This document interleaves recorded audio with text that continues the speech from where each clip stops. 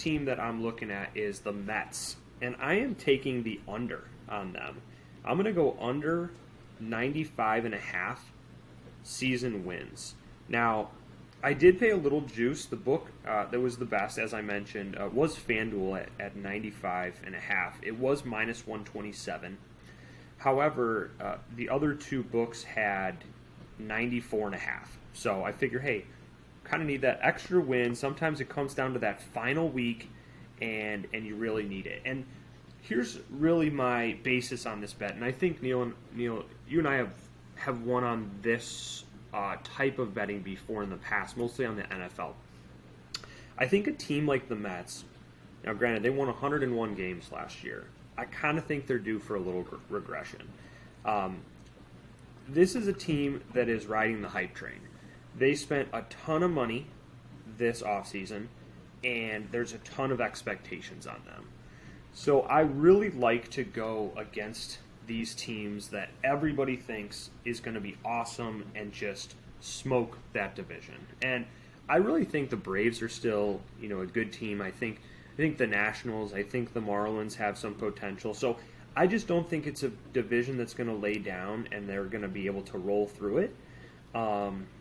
So that's why I like the Mets under 95.5 wins. I also would add, too, that, man, when you look at their pitching staff, I mean, the names really jump out at you, right? Justin Verlander, Max Scherzer, they signed Senga, and they also have Carrasco and Quintana. But, what I look at, too, is, man, this is kind of an older pitching staff. And I feel like when that happens, injuries are bound to happen, and I think that just provides some value on the under for them. So I'm liking Mets under 95.5 wins. My other team, I do have to go hometown here. I am a Cubs fan. However, I feel like every spring I do take the bias out when I'm looking at this because I'm a gambler. I want to make money. Yes, sometimes I want to cheer for my team, but if I think a line is one way or the other, I will bet the side that does have a little value. In this case, I took a look. DraftKings is at 77.5. Bet Rivers is at 78.5. FanDuel's at 76.5. Minus 122. So again, I paid a little bit extra juice, but I'm needing 2 less wins to hit this over on the with the FanDuel side. And I'm taking that because one thing we discussed in previous segment here is about the shift and the new changes. And I really think that with the Cubs having Nico Horner, Dansby Swanson, Ian Happ, Cody Bellinger, a lot of these guys are actually Gold Glove winners previously. And also we did get rid of one of my favorite players in Wilson Contreras, but I really think the defense is going to show up behind the plate with Tucker Barnhart, I know ex-Red, as well as Yan Gomes. So I'm happy with the defense and the rules change.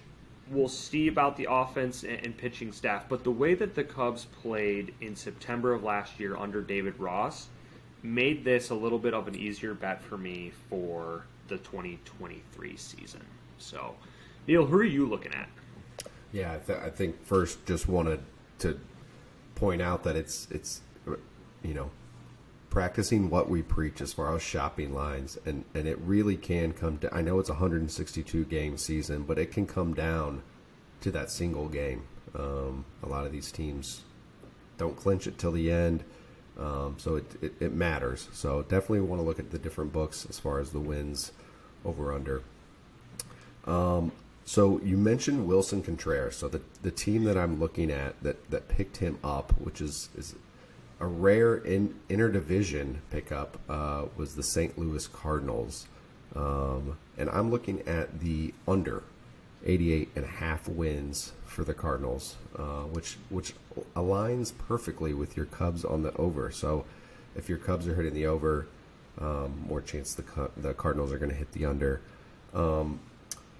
The lack of headlines, their offseason was pretty bland. Now, they picked up Wilson Contreras, who's going to be a solid bat.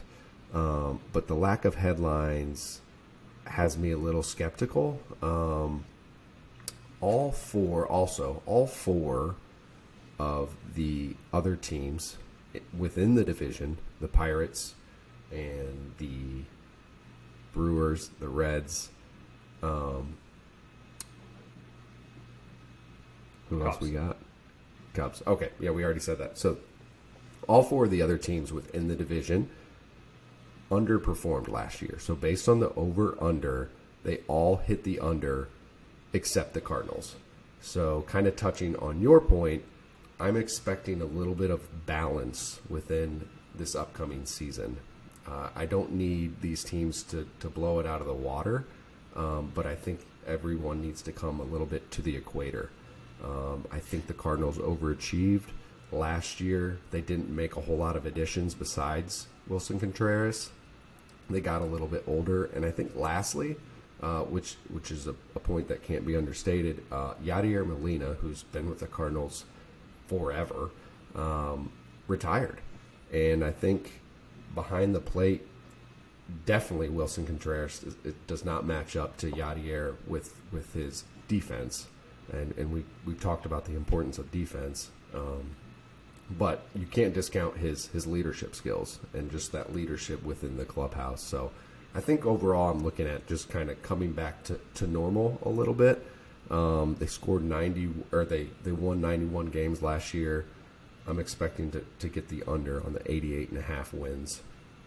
Jumping over to the AL, I'm also going with the under with the Texas Rangers. So I just talked about the lack of headlines scares me. Kind of like your Mets, the too many headlines also scare me. So you see it all the time in the NFL, different sports where these teams make massive splashes, and the Rangers have not been good, but they picked up Jacob deGrom and signed him to a massive contract, the biggest one I believe the Rangers have ever signed anyone to.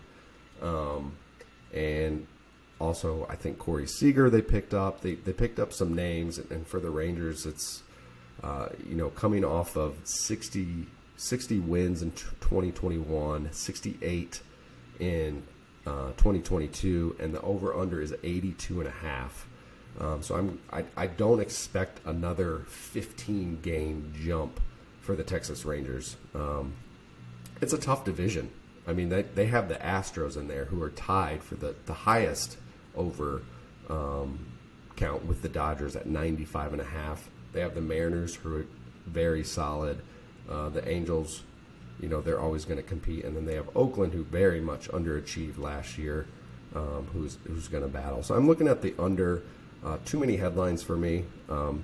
It's great to have great starting pitching, but they only are out there one time out of 5 games. And that's if they're healthy, and Jacob deGrom just hasn't been.